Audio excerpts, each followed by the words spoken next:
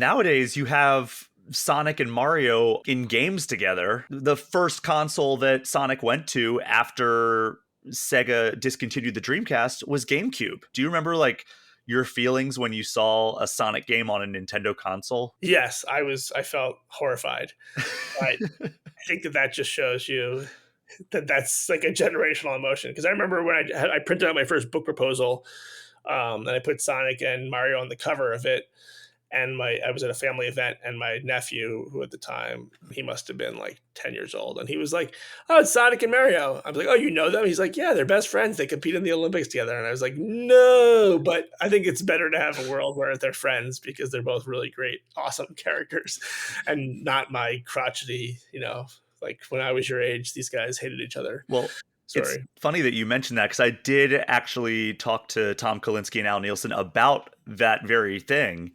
And Tom, completely detached from Sega at this point, he said that he was really shocked when he saw Sonic was going to be on a Nintendo console. And he said, quote, I about fell over to tell you the truth. I still have trouble with this concept of this company that was our enemy that we fought tooth and nail against. And now they're buddies. They're very close and have a very close relationship. Al Nielsen said, quote, it just goes back to our relationship with Nintendo from the early days. We have battle scars from those days. Personally, I just don't see a world where Sonic and Mario are best buddies. Tom told me a story about how he went to E3 one year when it was Super Smash Brothers for Wii U. He waited in line to play the game, and he got up there and he chose Sonic as his character in Super Smash Brothers. And I asked him if he punched Mario in the face as Sonic and if he enjoyed that. And he said, yeah, it was a dream come true.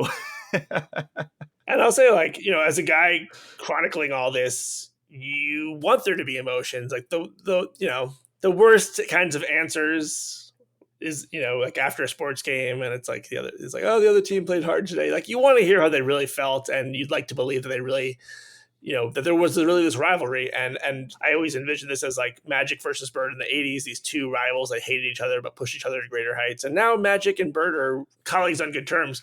But I interviewed over 100 people for the book and for the documentary and all that, and almost all of them still hate each other, and I love that.